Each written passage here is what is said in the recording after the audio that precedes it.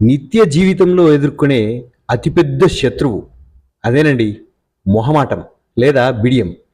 ఈ విషయం మీద మన ప్రజాకవి వేమన గారు వందల ఏళ్ల క్రితమే అద్భుతమైన పద్యాన్ని చెప్పారు.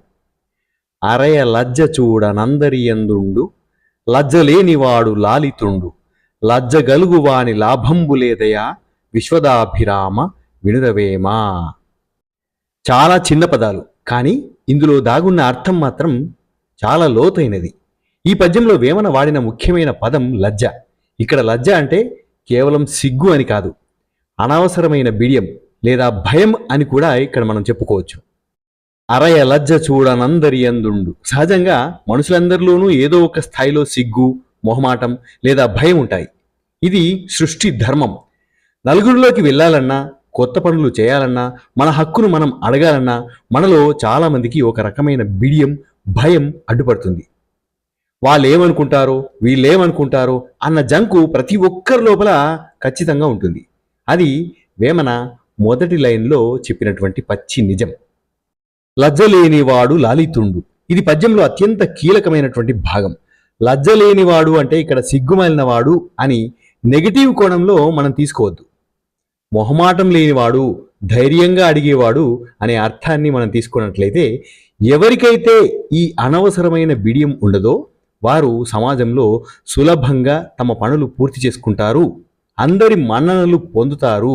అంటే లాలితుండు అని చెప్పాడు వేమన గారు. ఉదాహరణకు, ఒక తరగతి గదిలో సందేహం వస్తే లేచి నిలబడి అడిగే విద్యార్థికి జ్ఞానం దక్కుతుంది. అదే మొహమాటపడి కూర్చుంటే నష్టమే కదా. అలాగే మనం ఇచ్చిన అప్పు తిరిగి అడగాలంటే మనకు మొహమాటం, కానీ అడిగేవాడికే కదా డబ్బు తిరిగి వస్తుంది. లజ్జగలుగువా అని లాభంబు లేదయా. మొహమాట పడేవాడికి, అనవసరమైన బిడియం ప్రదర్శించేవాడికి జీవితంలో ఎలాంటి లాభం చేకూరదు. అవకాశాలు వాటంతట అవే తలుపు తట్టవు. మనమే ముందుకు వెళ్ళి వాటిని అందుకోవాలి. అక్కడ లజ్జ పడితే ఆ అవకాశం ఇంకొకరి పాలవుతుంది. వ్యాపారంలో అయినా, ఉద్యోగంలో అయినా, సంబంధాల్లో అయినా సరే మనసులో ఉన్నది చెప్పకుండా, అడగాల్సింది అడగకుండా మొహమాట పడే వారికి నష్టమే తప్ప లాభం అస్సలు ఉండదు అని వేమన గారు ఈ పద్యం ద్వారా స్పష్టంగా మనకు తెలియపరుస్తున్నారు. తప్పు చేయకూడదు అన్న సిగ్గు ఉండడం వేరు, హక్కును అడగలేనంత మొహమాటం ఉండడం వేరు. అనవసరమైన బిడియాన్ని వదిలేయండి, ధైర్యంగా ముందడుగు వేయండి. అప్పుడే జీవితంలో లాభం, విజయం మీ సొంతమవుతాయి. ఇదే విషయాన్ని అద్భుతంగా తెలియపరిచే బౌద్ధుల జాతక కథల్లోని ఒక గొప్ప కథ, అలాగే పంచతంత్రం కథల్లో కూడా ఒక మంచి కథ ఉంది. ఆ రెండు కథల్ని విందాం. ఆ రెండు కథల్ని బేరీజు వేసుకొని వేమన గారి పద్యానికి అన్వయించుకొని చెప్పుకుందాం. చివరి వరకు వినండి. తప్పకుండా మీ జీవితానికి ఒక అద్భుతమైనటువంటి అంశాన్ని జోడించే ఈ వీడియో అవుతుంది. తప్పకుండా చివరి వరకు రెండు కథలు వినండి. అలాగే వేమన గారి పద్యానికి దాన్ని అనుసంధానిస్తూ చెప్పేటటువంటి విషయాల్ని కూడా వినండి. ఏదో ఒక సందర్భంలో తప్పకుండా ఈ అంశాలు మీకు మీ జీవితంలో ఉపయోగపడతాయి. అరయ లజ్జ చూడనందరియందుండు, లజ్జలేనివాడు లాలితుండు, లజ్జగలుగువాని లాభంబులేదయా, విశ్వదాభిరామ వినురవేమ. చుల్లక శెట్టి జాతక కథ. ఈ కథ వేమన గారి పద్యానికి అక్షరాల సరిపోతుంది. పూర్వం వారణాసి నగరంలో ఒక గొప్ప వ్యాపారి ఉండేవాడు. ఆయనకు వ్యాపార మెలకువలతో పాటు జ్యోతిష్య శాస్త్రం కూడా తెలుసు. ఒకరోజు ఆయన వీధిలో నడుచుకుంటూ వెళ్తుండగా దారిలో ఒక చనిపోయిన ఎలుక కనిపించింది. అప్పటి గ్రహస్థితులను లెక్కించి ఆ వ్యాపారి ఆ పక్కన ఉన్న వారితో ఇలా అన్నాడు: గ్రహబలాలు ఇప్పుడు అద్భుతంగా ఉన్నాయి. తెలివితేటలు, పట్టుదల ఉండి అనవసరమైన మొహమాటం లేని ఏ యువకుడైనా సరే ఈ చనిపోయిన ఎలుకను పెట్టుబడిగా పెట్టి మహాకోటీశ్వరుడు కూడా అవ్వచ్చు అని అన్నాడు. ఆ సమయంలో అక్కడే ఉన్న ఒక పేద యువకుడు ఈ మాటలు విన్నాడు. అతనికి డబ్బు సంపాదించి వృద్ధిలోకి రావాలన్న కసి చాలా ఉంది. వెంటనే అతడు ఆ చనిపోయిన ఎలుకను చేతిలోకి తీసుకున్నాడు. సాధారణంగా ఎవరైనా చనిపోయిన ఎలుకను పట్టుకోవడానికి అసహించుకుంటారు. నలుగురు చూస్తే ఏమనుకుంటారు అని సిగ్గుపడతారు. కానీ ఆ యువకుడు ఆ సిగ్గును, ఆ లజ్జను పక్కన పెట్టేశాడు. ఆ ఎలుకను తీసుకువెళ్ళి ఒక పెంపుడు పిల్లి ఉన్న ఒక దుకాణదారుడికి ఆ ఎలుకను అమ్మేసాడు. అతనికి ఒక చిన్న రాగి నాణం కాసు ఆయన ఇచ్చాడు. ఆ ఒక్క రాగి నాణంతో అతను బెల్లం, నీళ్లు కొన్నాడు.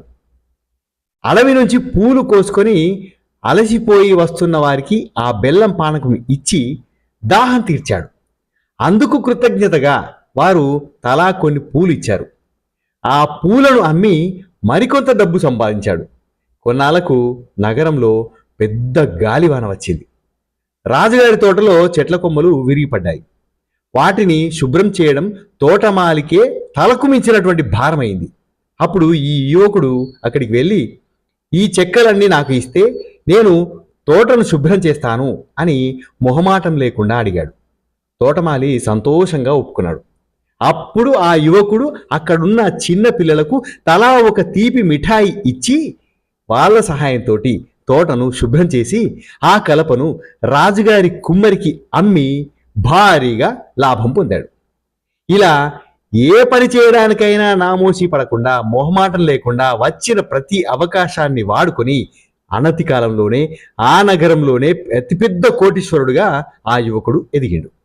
తన విజయానికి కారణమైన ఆ పాత వ్యాపారి ఎవరైతే శెట్టి ఈ ఎలక గురించి జ్యోతిష్యం చెప్పాడో అతని దగ్గరికి వెళ్ళి కృతజ్ఞతలు చెప్పగా ఆ యువకుడి నైపుణ్యానికి మురిసిపోయిన ఆ వ్యాపారి తన కూతుర్నిచ్చి పెళ్లి చేశాడు.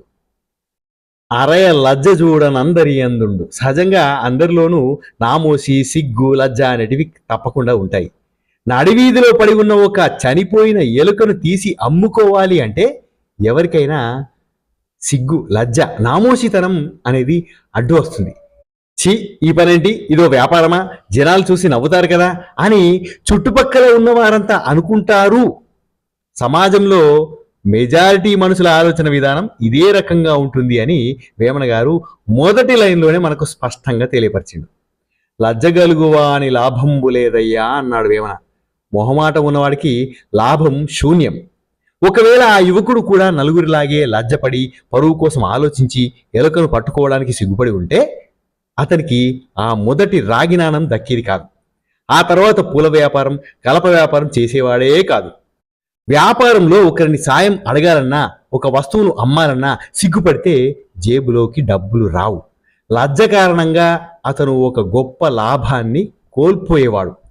వేమన చెప్పినట్లుగా మొహమాట పడేవాడికి లాభం రాదు అనడానికి ఇది నిదర్శనం.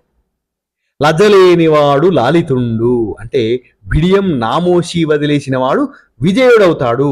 కథలోని యువకుడు పనుల పట్ల తనకున్న లజ్జను, అంటే ఫాల్స్ ప్రెస్టేజ్ అంటాం కదా మనం, దాన్ని పూర్తిగా వదిలేసాడు. ఏ పని చిన్నది కాదు అనుకున్నాడు. మొహమాటం లేకుండా మాట్లాడాల్సిన చోట మాట్లాడిండు, అడగాల్సిన చోట అడిగిండు. తోటమాలిని కలప అడగడం, కుమ్మరికి ఆ కలపను అమ్మడం ఇలాంటివి చేసిండు. ఫలితంగా సమాజంలో ఉన్నత స్థాయికి చేరుకున్నాడు. అందరి చేత కీర్తింపబడ్డాడు, లాలితుండు అయ్యాడు. వేమన పద్యం కేవలం మాటలకే పరిమితం కాదు, అది ఒక ప్రాక్టికల్ లైఫ్ స్కిల్, అంటే జీవన నైపుణ్యం. అలాగే ఈ బౌద్ధుల జాతక కథల్లో కూడా వేమన గారు చెప్పినటువంటి పద్యంలోని భావం సంపూర్ణంగా ప్రస్ఫుటమవుతుంది. ఇలాంటిదే పంచతంత్రం కథల్లో కూడా ఒక గొప్ప కథ ఉంది. ఆ కథను కూడా సంపూర్ణంగా చివరి వరకు వినండి. పూర్వం ఒక అడవిలో గోమాయువు అనే ఆకలితో ఉన్న ఒక నక్క ఆహారం కోసం వెతుకుతూ ఉంటుంది. ఎక్కడా దానికి ఆహారం దొరకదు. అలా తిరుగుతూ తిరుగుతూ అది ఒక పాత యుద్ధ భూమికి చేరుకుంటుంది. అక్కడ ఒక పెద్ద డప్పు, అంటే భేరి చెట్టు పొదల మధ్యన పడి ఉంటుంది. గాలి వీచినప్పుడల్లా ఆ పక్కనే ఉన్న చెట్టు కొమ్మలు ఆ డప్పు పైన ఇట్లా ఊగుతూ ఊగుతూ కొడుతూ ఉంటాయి. దానివల్ల ఢమ్ ఢమ్ ఢమ్ ఢమ్ ఢమ్ ఢమ్ అంటూ పెద్దగా శబ్దం వస్తుంది. ఆ శబ్దాన్ని విన్న నక్క ఒక్కసారిగా భయంతో వణికిపోయింది. అమ్మో, ఇంత పెద్ద శబ్దం వస్తుందంటే ఇక్కడ ఏదో భయంకరమైన జంతువు ఉండి ఉంటుంది. అది నన్ను చూస్తే చంపేస్తుంది. నేను ఇక్కడి నుంచి పారిపోవడమే మంచిది అని అనుకుంటుంది. పారిపోవడానికి సిద్ధపడిన నక్కకు వేమన గారు చెప్పినట్లుగా లజ్జ, అంటే బిడియం, ఇక్కడ శబ్దానికి భయపడి వెనుకడుగు వేయడం లాంటిది అడ్డం వస్తుంది. కానీ ఆ నక్క వెంటనే ఆలోచించింది. కేవలం శబ్దాన్ని చూసి భయపడి పారిపోతే నా ఆకలి ఎలా తీరుతుంది? అసలు ఆ శబ్దం ఎక్కడి నుంచి వస్తుందో ఒక్కసారి ధైర్యంగా చూస్తాను అని తనలోని భయాన్ని, బిడియాన్ని పక్కన పెట్టేసింది. నెమ్మదిగా డప్పు దగ్గరికి వెళ్ళి చూస్తే అది కేవలం తోలుతో కప్పబడిన ఒక కర్ర వస్తువు అని నక్కకు అర్థమైంది. గాలికి కొమ్మలు తగలడం వల్లే ఆ శబ్దం వస్తుందని గ్రహించింది. అంతేకాకుండా ఆ డప్పు లోపల ఏదైనా మాంసం ఉంటుందేమో అని ఆశతో దాన్ని కొరికి చూసింది. మాంసం దొరకకపోయినా ఆ పరిసరాల్లో యుద్ధం జరిగినప్పుడు పడిపోయిన ఆహార పదార్థాలు దానికి దొరికాయి. ఒకవేళ ఆ నక్క భయపడి పారిపోయి ఉంటే దానికి ఆహారం దొరికేది కాదు. వేమన చెప్పిన భావానికి ఈ కథకు ఉన్న పోలికలను మనం సాధారణంగా విశ్లేషించుకుందాం. అరయ లజ్జ చూడనందరి యందుండు. సహజమైనటువంటి భయం, బిడియం అందరి లోపల ఉంటాయి. డప్పు శబ్దం వినగానే నక్క మొదట భయపడింది. ఇది సహజమైన ప్రతిచర్య. లోకంలో ఎవరైనా సరే కొత్త విషయాలను చూసినప్పుడు లేదా తెలియని పరిస్థితుల్లో ఉన్నప్పుడు కొంచెం బిడియపడడం లేదా వెనకడుగు వేయడం సహజం. నక్క కూడా మొదట అట్లాగే అనుకుంది. లజ్జగలుగువా అని లాభంబు లేదయా, అంటే మొహమాటం ఉంటే నష్టమే. ఒకవేళ ఆ నక్క నేను అక్కడికి వెళ్తే ఆ జంతువు నన్ను ఏమంటుందో అని మొహమాట పడి లేదా ప్రాణభయంతో ప్రాణం పోతుందేమో అని భయపడి వెనుతిరిగి ఉంటే, లజ్జతోటి వెనుతిరిగి ఉంటే దానికి ఆ రోజు ఆహారం దొరికేది కాదు. ఆకలితో అలమటించేది. అంటే అనవసరమైనటువంటి భయము, లజ్జ వల్ల దానికి లాభం చేకూరేది కాదు. అంటే ఆహారం దొరికేది కాదు. లజ్జలేనివాడు లాలితుండు, బిడియం వదిలితే విజయం. నక్క తనలోని అభద్రతా భావాన్ని, ఆ లజ్జను విడిచిపెట్టింది. ధైర్యంగా ముందుకు వెళ్ళి పరిశోధించింది. ఫలితంగా నిజం తెలుసుకుంది మరియు ఆహారాన్ని కూడా సంపాదించింది. ఇట్లా అనవసరమైన మొహమాటాలను పక్కన పెట్టి కార్యరంగంలోకి మనం దూకినట్లయితే లాలితుండు అన్నాడు వేమన. అదృష్టవంతుడు లేదా ప్రశంసించదగిన వాడవుతాడు అని వేమన పద్యంలోని భావము, ఈ కథలోని భావం కూడా అదే. ఇందులో వేమన పద్యంలోని ఆంతర్యము, కథలోని ఆంతర్యాన్ని మాత్రమే పట్టుకొని చూద్దాము. ఇక్కడ పోలిక ఎట్లా సరిపోయిందో కూడా మీకు సంపూర్ణంగా వివరించాను కాబట్టి కేవలం భావాన్ని మాత్రమే తీసుకొని మన జీవితాలకు దీన్ని అన్వయించుకుందాం. తప్పకుండా మనకు ఏదో ఒక సందర్భంలో ఇది ఉపయోగపడుతుంది. పంచతంత్రంలోని నక్క తన బిడియాన్ని, లజ్జను వదిలి ఎలాగైతే ఆహారాన్ని పొందిందో, మనిషి కూడా లోకంలో బ్రతకడానికి అనవసరమైన మొహమాటాలను, నామోషీలను వదిలేయాలి. అడిగితే ఏమనుకుంటారో, చేస్తే ఏమనుకుంటారో అని ఆగిపోతే అభివృద్ధి ఉండదు. వేమన గారు చెప్పినట్లు లజ్జలేనివాడు అంటే ఇక్కడ అనవసరమైనటువంటి మొహమాటం లేని ధైర్యశాలి అని మనం అర్థం చేసుకోవాలి. అలాంటి వారే జీవితంలో విజేతలుగా నిలుస్తారు. ఇంత గొప్ప పద్యాలను అందించిన వేమన గారికి హృదయపూర్వకంగా ధన్యవాదాలు, నమస్కారాలు తెలియజేసుకుందాం. అలాగే బౌద్ధుల జాతక కథలో మీకు ఏ అంశం నచ్చింది, తర్వాత పంచతంత్రం కథలో మీకు ఏ అంశం నచ్చిందో కామెంట్ బాక్స్లో తప్పకుండా తెలియపరచండి. ఇలాంటి మరో వీడియోతో మరో వారం తప్పకుండా మీ ముందుకు వస్తాను. అంతవరకు సెలవు. ధన్యోస్మి. శుభం భూయాత్.